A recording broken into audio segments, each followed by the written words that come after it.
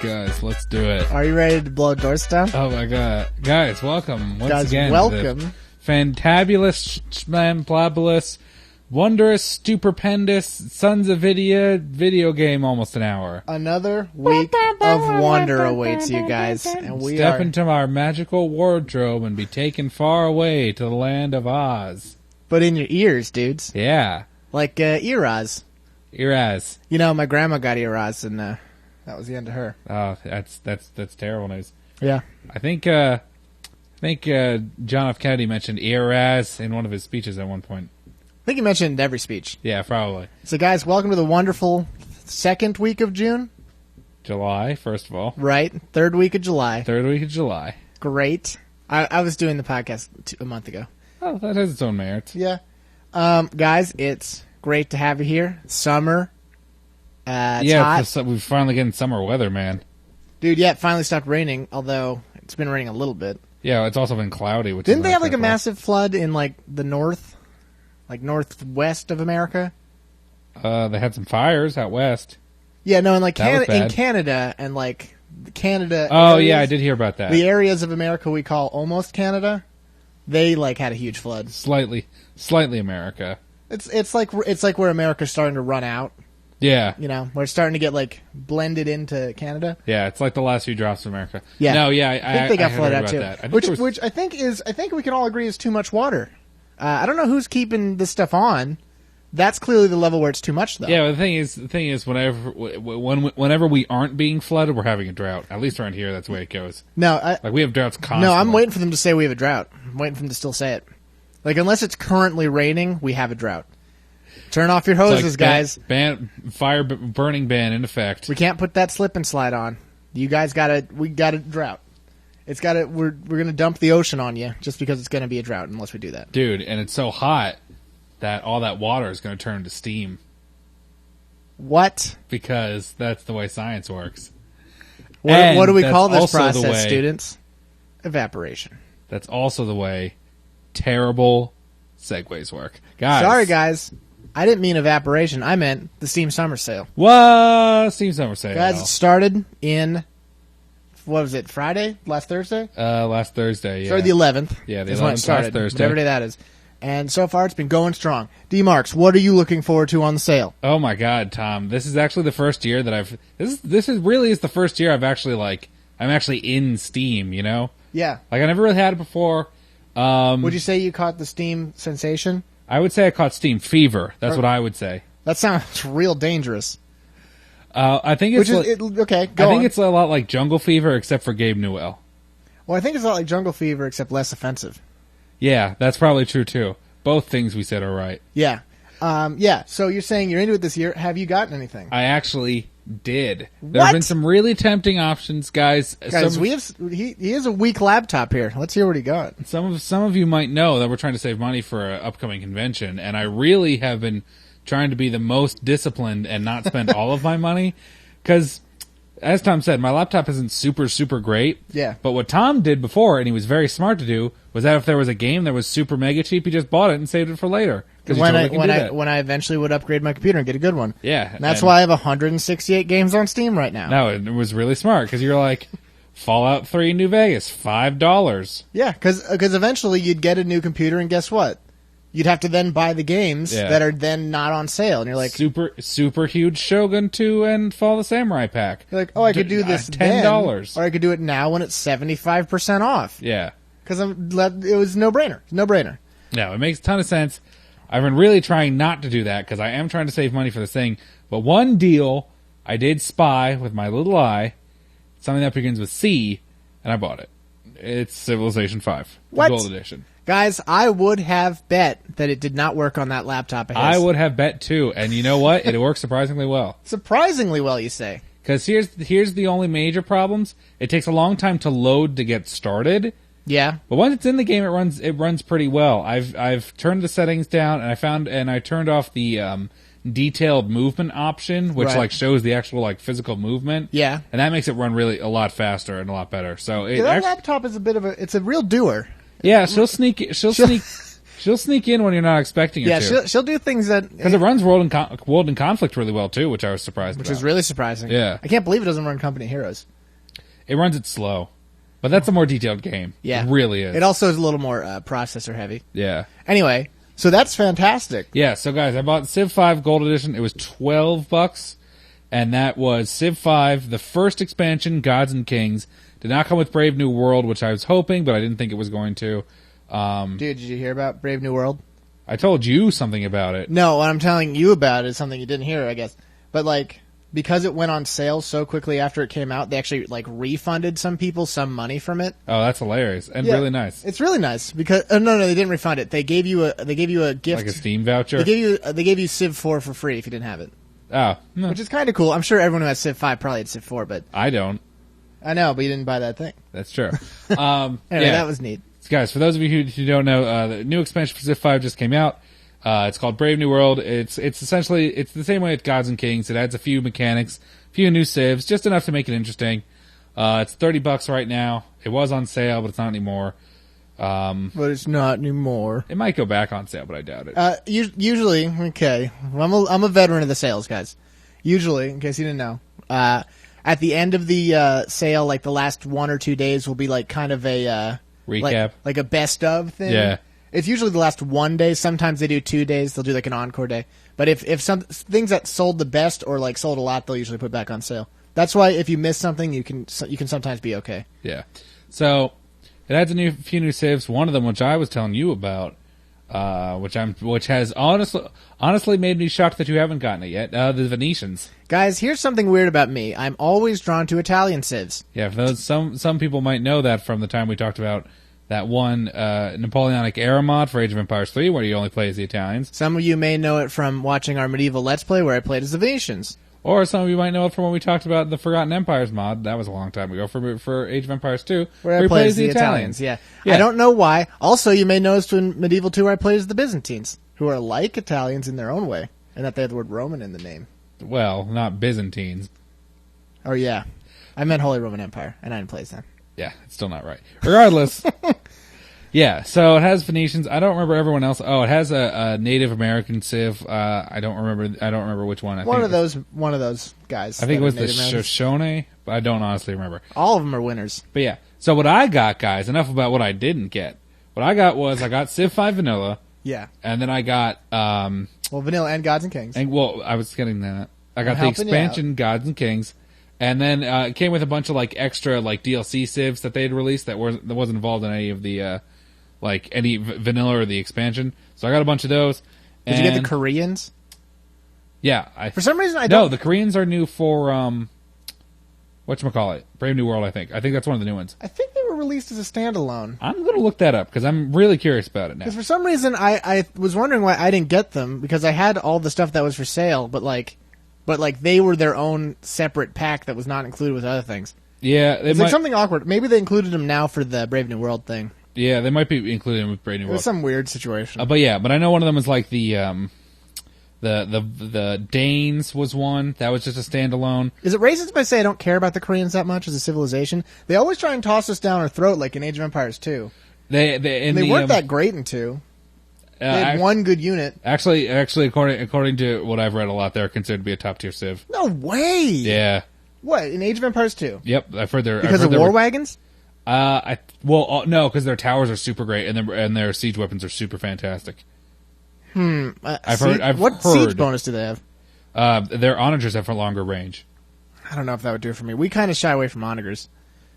We're not exactly. We wouldn't anymore. Not the way we've been playing. Dude, I think we would still go away from onagers. Because onagers are a dangerous unit. They're dangerous. We would all use scorpions, which is what was happening anyway. Oh, true, yeah. Because scorpions are like onagers, except not dangerous at all. Yeah, but they're not as good against buildings. Really? Oh, yeah, that's true. Yeah. Anyway. So, but like, yeah, but okay, should I go into my stuff, or are we going to come back to Civ? I'm sorry, I'm looking up what Civs are in Brave New World. I actually have a lot to talk about Civ 5. But yeah. Okay. So I have a bunch of that. So I was playing a little bit. Here's the thing about Civ 5, guys. It's very fun. I do like it quite a bit. We did it. We actually did a Teach me how to play. a brief tutorial, and I taught Tom how to play, and he actually played a little bit because of that, because he actually learned how to play. I played the game one and stuff. full game out of it, where I won because of a something victory. Nicely done. Might have been space. I think I won a not diplomatic victory. It wasn't culture. It was one before culture. Utopia? That's the culture one now. No, I forget which one it Was was. it a UN victory?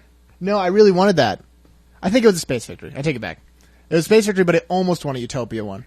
But anyway, my problem with that was that I don't know how different each playthrough would be. I feel like once you do it, like, you got the idea of how it's going to go every time. Which may be wrong, it may be short-sighted, but that's my opinion of that. No, I definitely see what you're saying, because it's not like in... don't get me wrong, the civilizations are interesting, and I like the way that they work, but I can definitely see where you're coming from, that they're not different enough, because you really only get one or two unique units or buildings, and then one special ability, and that's really the only thing that's setting you apart. Yeah. But I think the idea is you're really supposed to exploit the special ability. Like, that's what... Because that really should... I think for a lot of civs, that's really supposed to be shaping your play style. Yeah, I think that's probably the truth. Because, guys, the first run through I did was... I did Ethiopians, which is You one mean of the... first run through since you bought it? Or first run through ever? Since I bought it, yeah. Okay. First one since I bought it, I played as the Ethiopians, which are new for Gods and Kings. D-Marks is a kind of a fan of the Ethiopians in 4. Used to like them a lot. Yeah, because they had some really sweet unit that I don't remember what it was. Yeah, they're a Romy warrior, I think. It was a really good musketeer. But yeah, you're totally right. So in this game, they have a really good rifleman unit, which I don't remember the stat. Oh, the thing about the Ethiopians is that they're a very defensive civilization. So their special rifleman unit got bonuses when it was fighting in friendly territory, and it got really big bonuses if it was near the capital. And their unique building was like a monument, but it added like faith, I think. But their cultural attribute was whenever you're attacking or defending against a civilization that has more cities than you, all your units get a 20% combat bonus. That's obviously which great. is absurd. Yeah, it's obviously because when great. you're playing that game as the human guys, you will always have fewer cities than the computers. No, yeah. The computer goes nuts. No, yeah. Oh, by the way, guys, Brave New World introduces Poland, Brazil, Assyria, Portugal, Zulu, Indonesia, Morocco. Hey, Morocco. Hey, Morocco. Venice, and Shoshone. Also, apparently, it reworks France quite a bit and reworks Arabia. See, Koreans was their own specific pack. Yeah, I guess so. Which is weird, right? It is weird. They're like the only ones that had their own thing. One of the units they had for Brave New World is XCOM Squad. That's awesome. Yeah, it's hilarious. Oh yeah, because they're made by the same people. They're both Firaxis. Yeah, I was actually surprised to know that. Yeah, right. I just learned that recently. Anyway, guys, actually, it's funny because I've been playing. The more I've been playing Civ 5 with Gods and Kings on, it's a lot. There's a lot more that we didn't get into at all in the tutorial. Yeah, because you just didn't know it. Yeah, because like there's faith actually adds a lot. No, there's this in the Ethiopian run I did. It was like I was really heavily religious because religion is great. And yeah, it gives you like good. access to random texts that are unbelievably great. Like when I did it, because you can basically make your own religion or make your own tenets of your religion. Yeah. Like you could be like, I'm Shinto, which means blah blah blah blah blah. And I'm Shinto, which means I believe in Jesus. So I like heavily structured mine around gaining more culture because culture is the best in that game. Oh yeah, culture. You always want culture. Super good. Because culture makes your cities have bigger influence, which is incredibly important. It also gives you social policies faster, which are the best. Which are the most important thing. And so the only thing it doesn't do is add to research, which I also did something for. But anyway, I ended up just doing like hymns, which are like whenever you have like an opera house or any kind of like, place where there be music, you get more faith and more culture. And I was like, okay. And then there's something else like that, and I was like, okay, sure. And then I had like a million bajillion culture. It was the greatest thing ever. No, it was the greatest thing ever. But I still didn't win culture. Because like I won a space race, right, guys? You can continue after that. Okay. And so I did.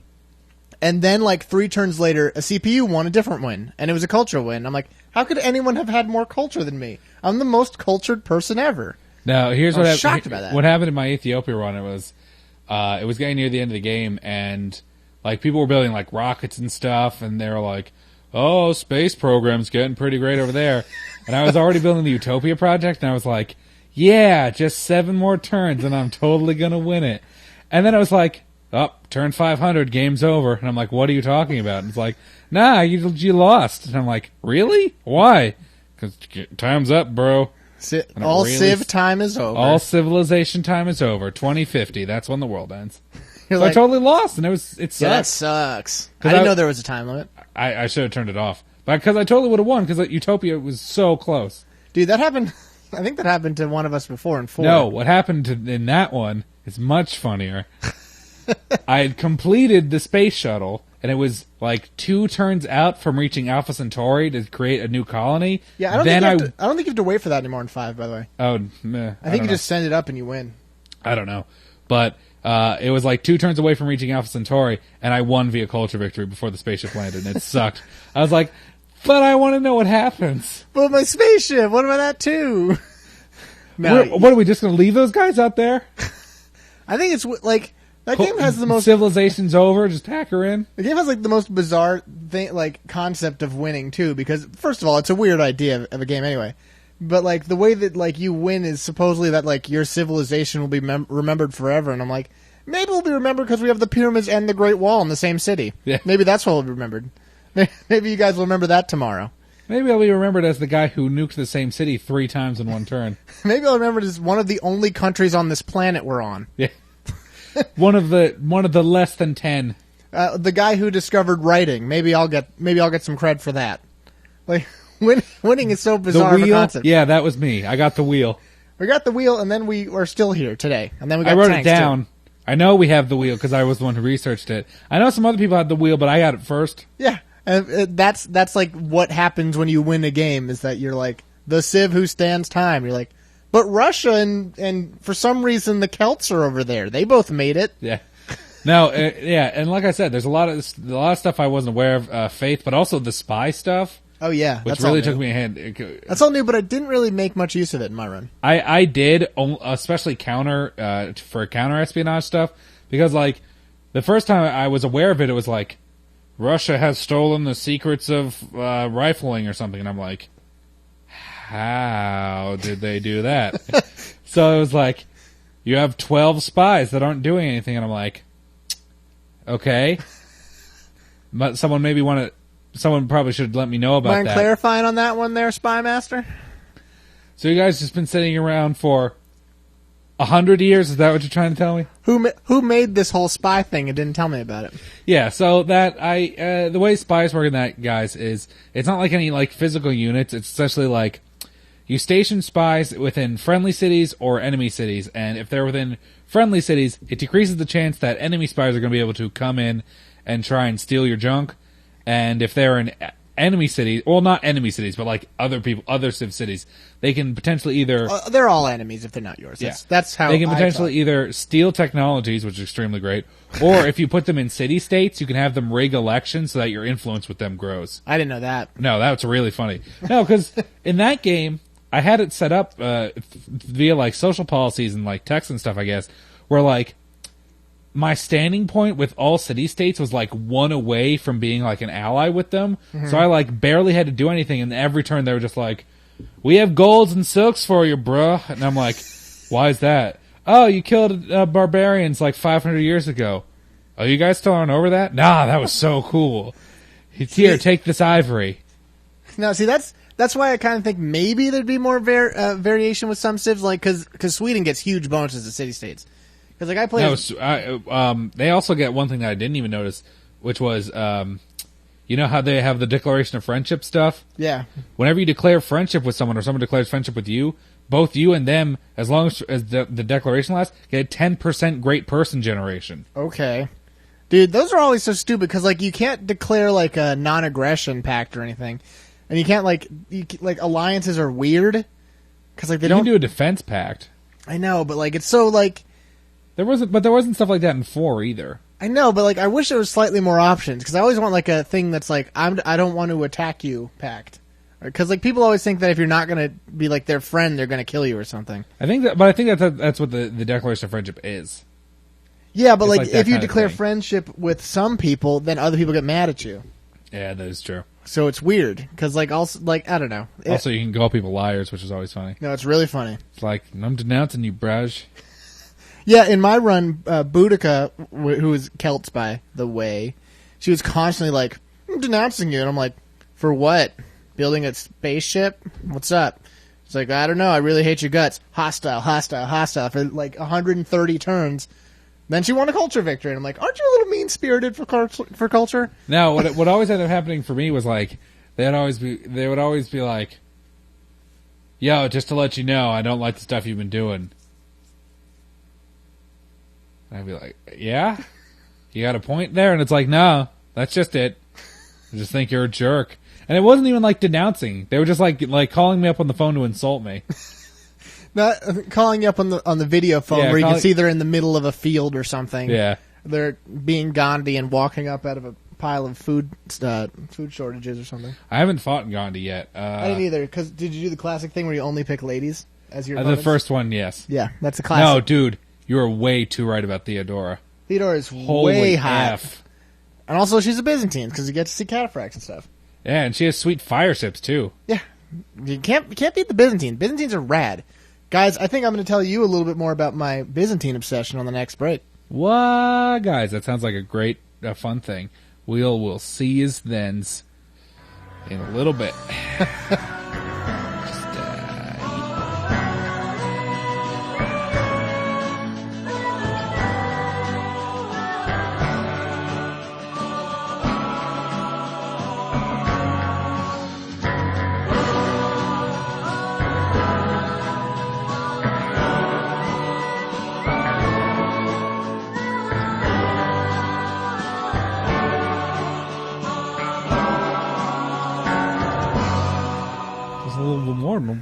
Hey guys. Did you like the song? So good, guys. So on the topic of Steam sales. What? We're still and talking on the about topic of Byzantines. Well, we're still talking about that too. I bought a few games. No, I doubt that. Yup. I highly doubt that. Yup. So anyway, I bought I want to say 3 games so far because things are a little tight, guys. Because like I said in the last segment, we really are trying to save up for money. And don't you guys worry, the money that you guys gave us for that fundraiser, which is still ongoing, by the way, guys. Go take a look at that video. Yeah, 15 more days. It's almost completely being used for maintaining the website and stuff. Yeah. So we're not exactly putting that money immediately into going into the Sons Fund. Yeah. So anyway, I bought 3, I think. First what of were which they, Tom? Is Age of Empires 2 HD Collection, which we're Age of Empires fans. Yeah, we enjoy. So let me tell you a little bit about the HD Collection. 1, the multiplayer is significantly better, and you can actually do it online. It doesn't suck at all. I didn't do it yet, but I've heard that. Yeah. 2, because Baz has it, right? Yeah, he plays it fairly regularly on the intranets. 2, it's really fun. Still just as fun. 3, for some reason the hotkeys are easier to do than Age of Empires 3, which is embarrassing. Well, I appreciate that. 4, farms look different for some reason, but I like them. Dude, didn't they change They changed the meat icon to a corn icon. Yeah, they changed steak to corn. And I'm like, nah, dude, keep it a steak. I don't know why they changed that. I heard they actually lost assets that they would have used. That's entirely the game was possible. made 45 years ago. Yeah, it's back an in old the Stone game. Age of 19 whatever. And so the game actually predates the first Age of Empires game, which was about the Ancient Age. Yeah, it's a little it's a little jarring to see that corn up there. See no that one wants fresh to see that pea corn, dude. And whatever, I got used to it. Here's it's a very pretty looking thing. It does feel just as good as it used to. There is some bugs and stuff. Like our good friend John, he was going to play the game. Can't do it. The game says can't initialize graphics settings. Can you imagine anyone who couldn't run Age of Empires 2 on their computer? It's the HD collection? No, the HD collection does not really change that much. Oh, it's just buggy in some cases. I've had slowdown when I've been playing it, if you can believe it. That is something. My super warhorse of a computer that has 1,000,000 bajillion tons of RAM and 17 processors has slowdown on Age of Empires 2. That's the kind of craziness. It's still a load of fun. I played it for maybe 5 straight hours. And it makes you remember what really, really good RTS is all about. But also, game takes forever. Because in those 5 hours, I maybe did 3 matches. Anyway, So I also got what's it called? You said you got that one. Should we talk about that one now? I'm going to talk about the third. Okay. I got Nazi zombie sniper games, which Oh, I don't actually know what it's called. I've forgotten completely. Sniper Elite Nazi Zombie something? Yeah, it's a standalone thing. I haven't played it yet. It looks cool. Dude, people love that Sniper Elite game. I know. I like sniping, and I like killing zombies. I love being elite. Also, it's $5. Yeah. So whatever. No, I'm curious about how that's going to go for you. Yeah, most of these things I haven't played yet, guys. And actually, all of them except Age of Empires 2 I haven't played yet, because I've been playing something else, which I'm going to get to after this. After? I also got Sanctum 2, which I'm extremely excited about. I haven't played it yet, but I do. You got 4 then. Oh yeah, I forgot about numbers. Anyway, I loved Sanctum 1. Sanctum 1's a great game. It's super... What is Sanctum? Sanctum is a game. It's a tower defense game where you have a first phase where you can like put up stuff and build stuff, and you can upgrade all your towers or whatever. But then you do it all in first person because when the round starts, you are in a first person shooter. Yeah, I remember you talking about this. Yeah. I just forgot what the name was, but it does sound really cool. It's super duper fun. It's incredibly addicting because like you get money for each round, and like you can help defend your things against things, and like as much as you can upgrade your towers, like you're still the best weapon. And so it makes you feel useful while still being a great first-person shooter that isn't online, which is kind of rare these days to have a good single-player first-person shooter game. Is it like an actual shooter? There's like guns and stuff? Yeah. Oh, neat. And you can upgrade your guns like in the things and stuff. And it's super-duper addicting. No, that does sound really cool. It's super cool, and the settings aren't that crazy high because it's like a Source game, I think. And so that game is fun. I'm really looking forward to playing that because I think they're going to take what happened in 1... What you like about 1 and make it better? Yeah, I think they're going to take the goodness of 1 and really refine it to a mere sheen. No, that does sound really cool. It's super duper fun. You should play a round of it or something here. Yeah. Anyway, and then guys, I got this, but I haven't played it yet. XCOM. Boy, I love XCOM. Guys, I talked about this last week. XCOM is a game that's very challenging, can be very difficult at times, but it's very, very fun. But I'm finally at the point where I understand the game, and the game understands me. So I'm just totally rocking these aliens. It's guys, so rad. I feel very, very confident we're going to do a tutorial on XCOM because I don't know how. No, we're not. I'm not confident. That's a fact that's going to happen. How can you be more confident than confident? That's what I ask you. I say I'm hyper confident because I really would love to learn how to play from a master like D. Marks over here. We're going to change his name to D. Master. D. Masterson. D. Masterson? That's pretty good. Yeah. No, it's I love XCOM. That game, that was a game I was surprised was as good and fun as it is. Because it on the surface, like the graphics and stuff, it looks a little silly. Because like a lot of the like weapons and stuff you'd expect to find in like a Saints Row 3. Like they have that kind of look to them. Do they have a dubstep shooting gun? Yeah, they have a dubstep gun. That's one of the last level weapons you get from the aliens. Now, but like the weapons and body armor, they all look like they're kind of like Saints Row 3-ish, so they're like a little goofy looking. It's got a little bit of a cartoonish edge, but like the gameplay's really solid, and like the story's intriguing, and you know, it's just good. Now I'm very excited to learn how to play it. Also, there's a base building mechanic, which everyone likes. No, yeah, I'm really, really excited about that. I'm gonna do my part and wait for the betterness of that video, so that I can truly ask without knowing what things are yet. Yeah. And so that's going to be fun. We're probably going to do that next week at some point. But that's all I've gotten so far, guys. Things I'm still waiting for are Dishonored, which is $10 today, which is good. I'm not going to pull the trigger on it yet. Still waiting on that. Is it Dishonored like Gold Edition? No, I don't think that exists. That's the problem there. I'm also waiting on Metro Last Light, which has not come up yet. I think that was like 10% off, but like nothing. Yeah, it'll probably be 50% off at most, which is still not going to be cheap enough. Because I don't know if I want to pay $25 for that yet, $30 yet. You know? Yeah. And I'm waiting for Final Fantasy VII to go on sale. That just came out, so it might not. But I'm really hoping. Well, luckily that thing's cheap enough already. Yeah, it's only $15, but it's 15. I thought it was only 11. It's 15. I would really love to pay 7 though. Yeah, $7 would be great. Seems appropriate. Right, guys? I know a few of my friends. I would probably think about getting that too because I actually have been kind of itching to replay that. Yeah. No, and the funniest PC version's part the is best. PC version's the best. The funniest part is they included a special thing. I don't know if it's just for the re-release, but there's basically just an editor that gives you as much whatever you need at the time. Guys, there's a character booster thing. Yeah, and it's not just at the time; it's permanent. Well, yeah, but like. It's for like if you're it's like a really hard boss or like you need to buy an item, you just be like, I have infinite gold and health. I just want to play the game and get through it. No, that's exactly what it is, guys. It's called a character booster. It's not paying extra or anything. It just comes with. Yeah. It's literally for people who just want to get the story and like don't care about grinding at all.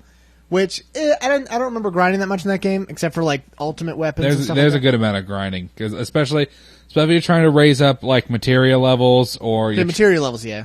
Or you're trying to get like chocobos and stuff. There's a lot of grinding. Now here's a fun story, guys. I never played Final Fantasy VII on the PlayStation. What? The very first time I played it was the Platinum Edition for PC, which I think is rare for a lot of people. But at the time, there was a program called Genova, which was an editor for Final Fantasy VII. And I didn't get through the game with it because I didn't realize it was a thing until after I was already done with the game. So then I used it to give myself black chocobos and gold chocobos and all the knights of the round that I could ever want. Yeah. And that was awesome. Because hilariously, I didn't use it to cheat my way to win battles, but I did use it to get things to get stronger for battles. Yeah. And that, I never felt cheated out of that game or anything. And I legitimately like raised gold chocobos and stuff. That was not that part wasn't really all that fun. That's the problem there. It's a commitment. It's a commitment. It's a wedding ring. That's what that is. It really is, because like if you want to get like Knights of the Round or like the W all or whatever, which is so good. W all so legit.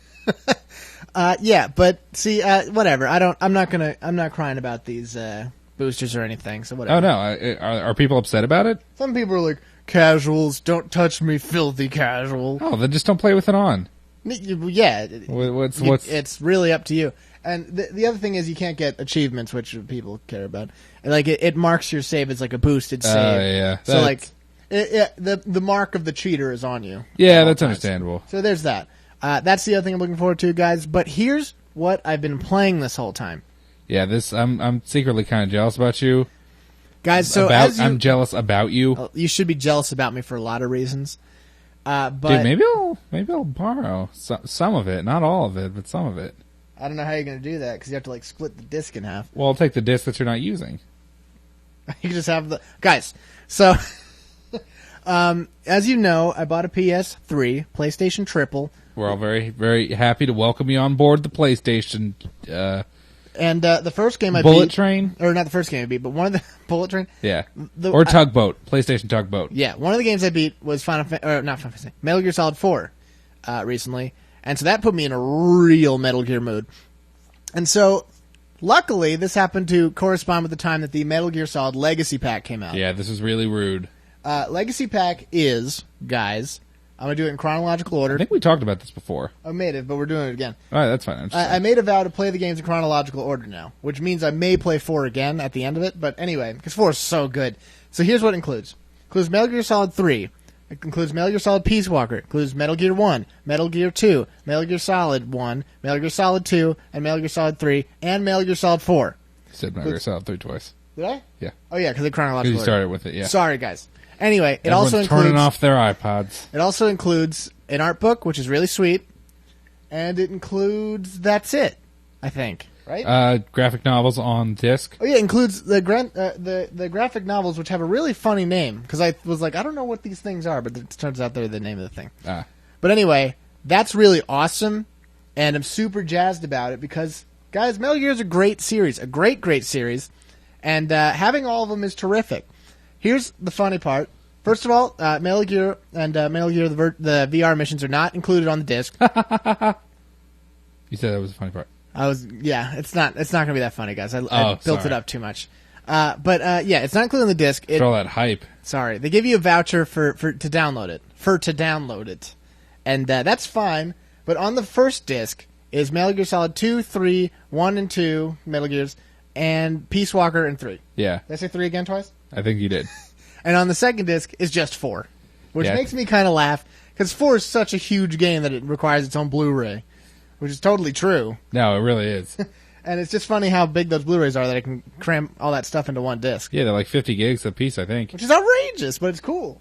No, that's why back when 4 first came out, and people were talking about the possibility of them releasing it for Xbox, they were like, here's what it would look like on Xbox. And it was like 5 Xbox like cases pushed together. And yeah, that was really funny.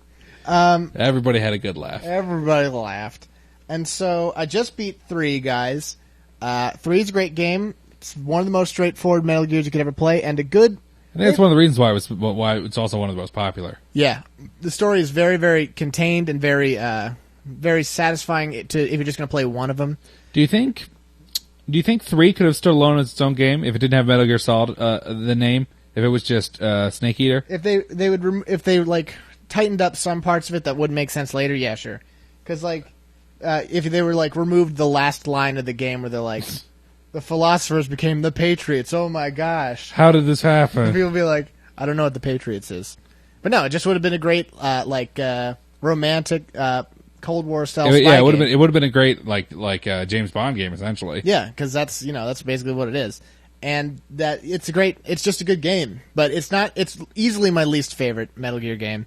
For possibly dumb reasons. For personal reasons. Personal reasons. It's the one you like the least. It's not the worst.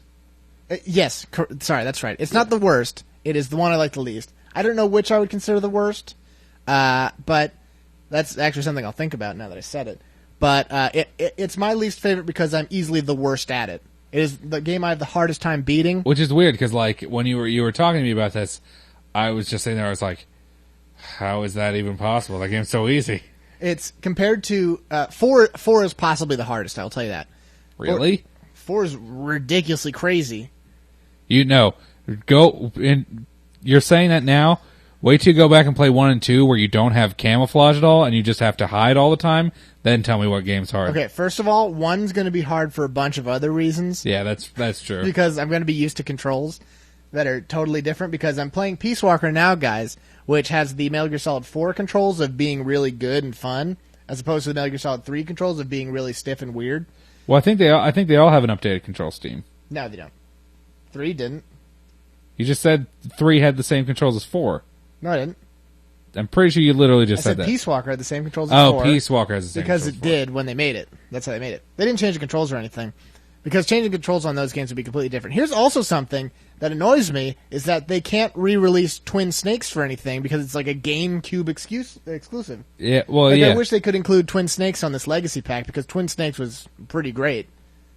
I don't remember what was different about Twin Snakes other than graphic enhancements. It was super better looking, and you could do first-person mode, which totally broke the game. Okay, yeah, so that I can see why they wouldn't want to do that then. I know, but I liked it. Also, I like the part the cutscenes are cooler. But anyway, Metal Gear Solid 1 is going to be hard for a bunch of reasons, which is just the controls are going to be really outdated, I feel, at this point. I'm a little scared for that. And Metal Gear Solid 2 is going to be super easy to me because I love that game and I've beaten it a million times. Yes. You're pretty much a pro. Dude, I still say we should do Dude, pro tip, when you're getting ready to play it, we just do it on the show. Pro tip, I'm going to beat it, and I'm going to beat it again as fast as I can on the show. Because I love 2, and I can easily play it 2 times in a row. But right now, I'm watching all the cutscenes, I'm listening to all the codecs, I'm embracing the entire Metal Gear experience. You're drinking it down. Because before you know it, 5's coming out. Yeah. And I'm going to need to have all that information internalized. Dude, you're getting more hyped about it than I am, which just seems weird. Dude, if you had the Legacy Pack, you'd be getting hyped too. Dude, I probably wouldn't be playing it. Dude, I wouldn't want to get excited because I don't want to have to put myself through the BioShock Infinite torture again. Because that was rough. It's it's coming out now. I got pushed back a few months, but that's fine. I'm sure it's going to be pushed back. I'll just hold on. Oh God, it's no. I mean, yeah. It's really been years and years since I've... Speaking of BioShock Infinite, exciting news. We're going to get to hear information about the first DLC at the end of this month. That's going to be great. I was just considering putting the box away in my closet. That's where I was at. Yeah, but anyway. Dude, I don't really care that the DLC is taking that long, because as long as it's super, super good. I already paid for it. So yeah, that's the thing. I mean, they're going to release one, and I'll be like, did I get my money's worth? And I'll be like, I don't even remember paying for this. Yeah, it's a sunk cost already. Yeah, it's already gone. Whatever. Anyway, guys, I heard the Legacy Edition or Legacy Pack, what's it called? Legacy deal. Is limited edition, which I'm not sure is true, but I've heard it from multiple sources. Yeah, that was disheartening news because I wasn't planning on buying it right away, but now I kind of feel like I should. I literally haven't seen it at a store. I ordered it off of Newegg, which I do not regret one bit. I would get it off of Amazon, but that's just me. I know, you got that Amazon Prime, and I'm very jealous. That Prime's Dude, is that you gotta pay monthly for that? I think it's yearly. How much you paying? I got it for free because it's my mom's account. Oh, what's up with that? So she's paying for it. Yeah. So it's not free. Well, it's free for me. Dude, we should get a Sons free discount. That'd be neat. Guys, you know what else would be neat? If you left nice comments on our iTunes. Dude, you know what would be neat for them? If they won a fabulous prize in our fundraiser that's still going on. That's going on too, guys. You're going to regret it when you don't get one of them neat prizes. Dude, talk to Corey Smith about it. He's getting a care package. He's waiting on a package delivered right to his door. Guys, you want to win a whole Fallout thing from us? But we signed and stuff, and we played on the show a little bit. Here's what we should just do, and I'm going to say that we're on air that we're going to do it. We'll just deliver all the packages at once at the end of the fundraiser. I don't think we're going to do that. Why not? Because they'll save us a trip. People want to get their prizes. Here's a pro tip, real pro tip. I kind of want to get people to take pictures of the prize pack and post them on the Facebook. I mean, they still could do that. So that like maybe we can get more hype for it. That's true. Talking inside baseball here, guys. But yeah, what we will do is I think we should announce prizes for the next week before each week. That way people can be like, I want that prize, so I'm donating. That makes sense. Yeah. Anyway, guys, we've gotten some very generous donations. Yes, thank you everyone who's rolling in. Thank you for everyone who's donated so far. It's really appreciated, and the Sons like a lot. But don't forget to donate and email to us too. Yeah. Tell us how you feel about the show. Tell us that this donation bit's gone on too long and you're tired of hearing about it. Tell me that I'm stupid for losing in Civ 5 because of timeouts. Yeah, guys, we love to be berated and degraded humiliated by you. Generally. That is our thing. That's our promise to you, is that each and every time that you say that we're stupid, we're going to agree with you 100% of the time. But we're going to return your comment with our speed reviews. Tom, this is the top 10 greatest video games of all time, brought to you by IGN Readers Poll 2005. They're known as the smartest people on Earth. Number 10, Zelda: Link to the Past. Zelda: Link to the Past is the game we play as Link, who is to the past as something is to something else. He got 100% on his SATs. 10 out of 10. Grand Theft Auto: San Andreas. San Andreas is the most ridiculous saint of all, because he's always going around and he's shooting dudes, and it's really weird. He's stealing the cars, so I don't know how he made it as a saint. Anyway, gets a 10 out of 10. Soul Calibur. Soul Calibur is the first game in the Soul Calibur series, which is kind of ironic, but not at all if you know the definition of the word ironic. So 10 out of 10. Metal Gear Solid 3, Snake Eater. In this game, you have to eat solid snakes because you can't really drink a liquid snake, or you can't really eat a liquid snake because you'd have to drink it. So, of course, you'd be eating a solid snake. So it gets a 7 out of 10. Number 6, God of War. God of War is a game where you play as Kratos, who does some stuff. He's a God of War eventually, but not really. You're more fighting the God of War. It's confusing. I can't explain it. 10 out of 10.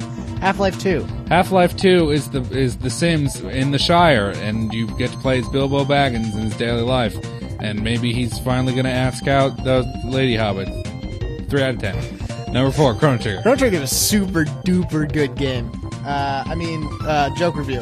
It's a trigger made out of Chronos. 1 out of 10. Tom Clancy's Splinter Cell. Oh, man, I got a splinter in my finger so small it stabbed into one of my cells. This sucks. Gets 0 out of 10. Number 3, or 2, Legend of Zelda: Ocarina of Time. Zelda Ocarina of Rhyme is a game where you play as a timekeeper who has an ocarina who's going to use the songs to make some kind of Zelda legend. I don't know. It's a great oral tradition. 10 out of 10. Resident Evil 4. What number is it? Number 1? Nope. All right, guys, we did it. Guys, we're going to catch you next week on Sons Talk.